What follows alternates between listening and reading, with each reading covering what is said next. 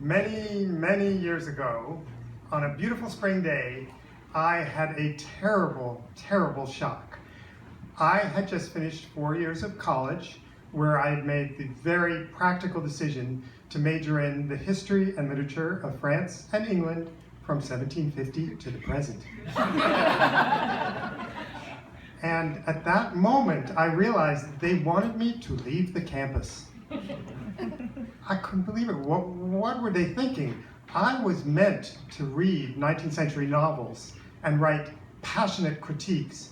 I so related to the heroes in those books who would die from unrequited love or from a little bit of contact with pure evil, or maybe because they had a little cough. I couldn't believe they wanted me to go out into the world, get up at 7 a.m. and go to some boring job every day. It just wasn't right. So I went for some counseling. And the advisor said to me, I'm going to give you a career test. And he looked at the results and he said to me, I got one word for you, publishing. And I thought, publishing? That's it! I'm a publishing person! I have a future! There was just one problem. If you look back at my career, I had experience with one paid job as a landscape gardener.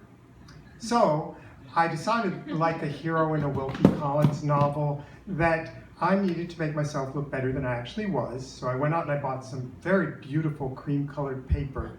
And in a very elegant font, I put all my measly credentials. Apparently this is what publishing people want. A month later, I had a job as assistant to the editor-in-chief in a New York publishing house. Many people would say that I was very lucky.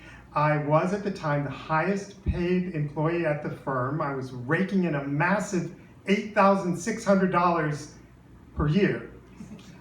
Anyway, I had a wonderful boss. He was witty, he was charming, he was brilliant, and he would, every other week, he would take me out for what I considered to be the ideal lunch for a New York publisher, which consisted of a cream soda and a tongue sandwich.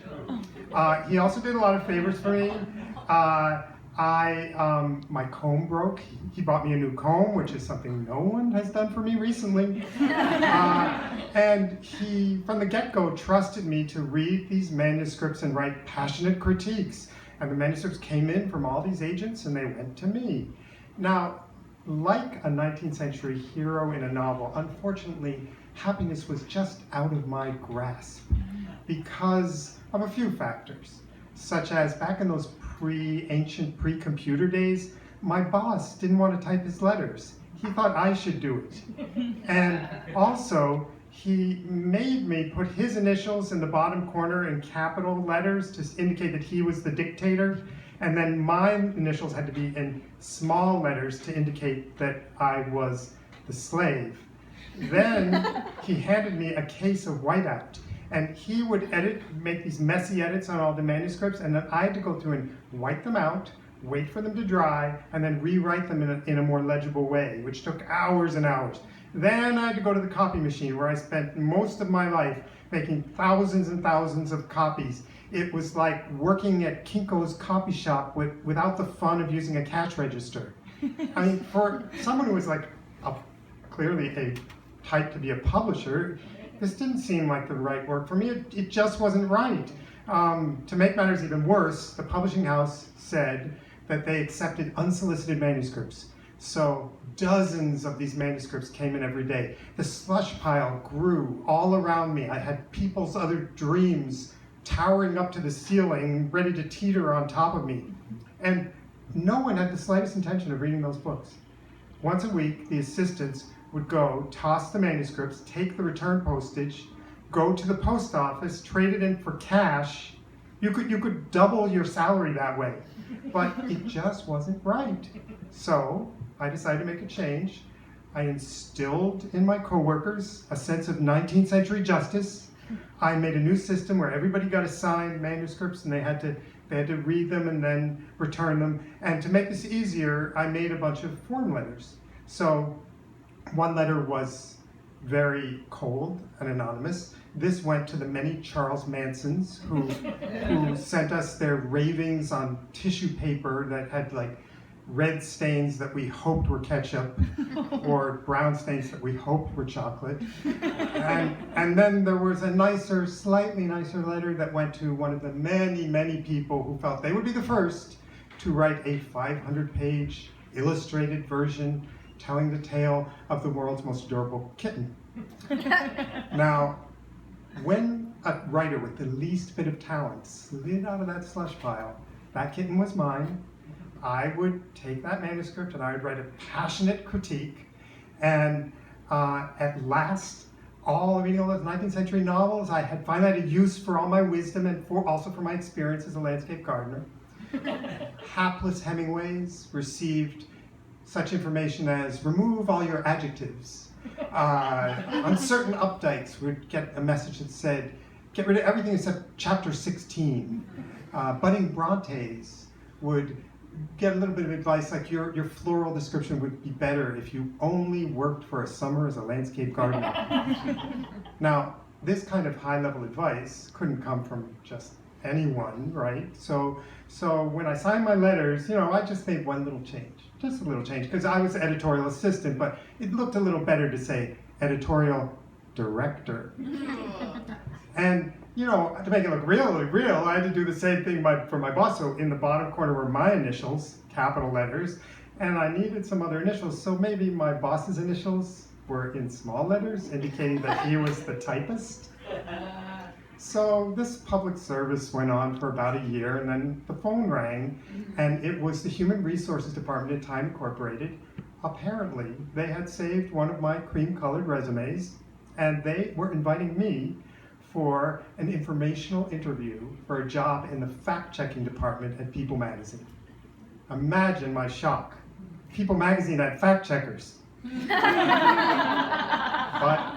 I went there, at my interview the next week, and the head of research tells me right away we have absolutely no jobs. And it just wasn't right.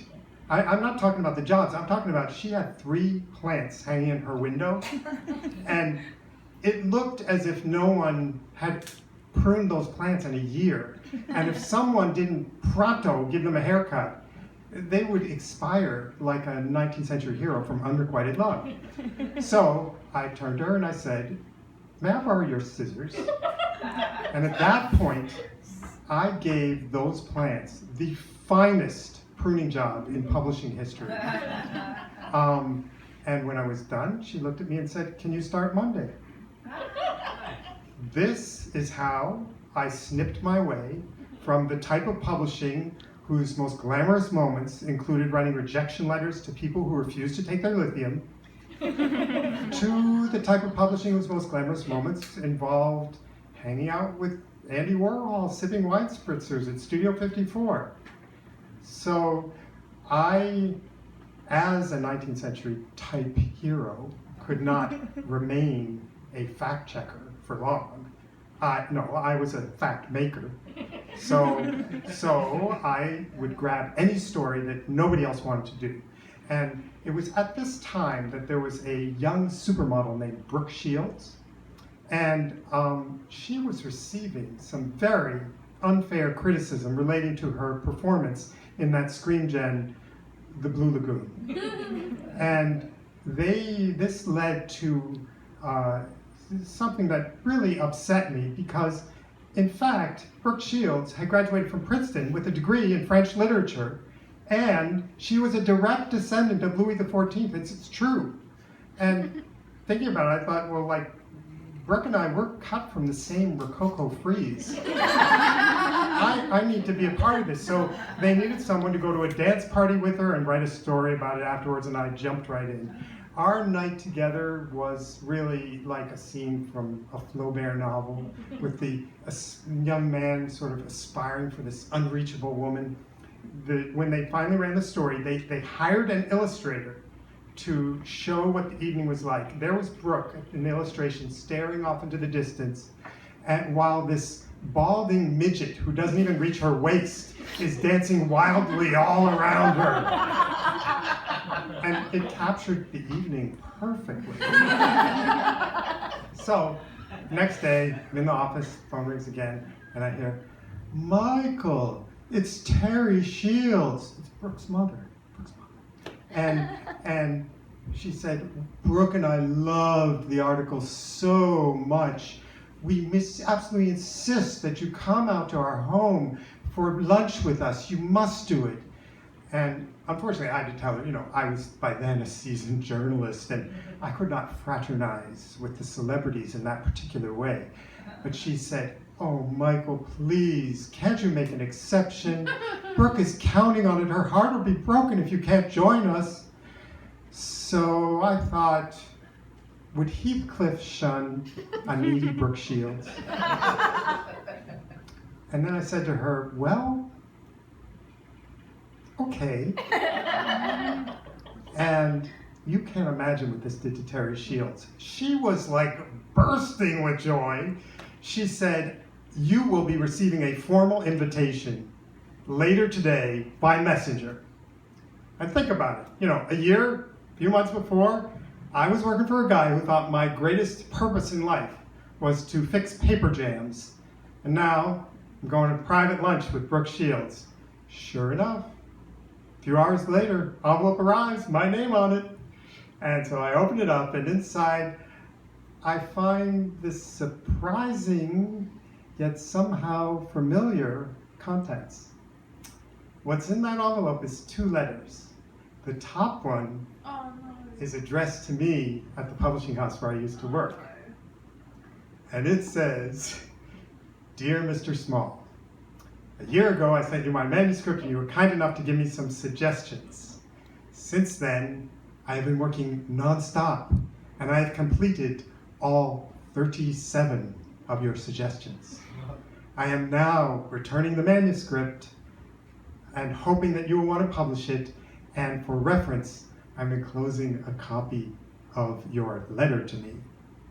And then, there it is, cream-colored paper, the letter I wrote to that poor, aspiring writer, all 37 commandments right there. Only there's 1 or 2 little differences. Around the title, editorial director, someone has drawn a red circle. And around the initials of my former boss, indicating that he was the typist, there's another red circle. And below that, in the unmistakable handwriting of my former boss, with absolutely no whiteout to clean it up, I read these words. Dear Mr. Editorial Director, my new assistant, who seems to get great pleasure from making prank phone calls where she pretends to be Terry Shields, Brooke Shields' mother, told me about your plans to have lunch with Brooke. How wonderful for you. Some people are so much more important than the world realizes. Sincerely, your typist. And that's when I realized I did not have to be a 19th century hero. I did not have to be editorial director. I didn't even have to be Brooke Shields' dream date. What I needed to be was more like my former boss, a guy who takes people out to lunch when they're hungry, who never pretends to be who he isn't, and who keeps a sense of humor. And if I ever thought otherwise, I can assure you now, I just wasn't right.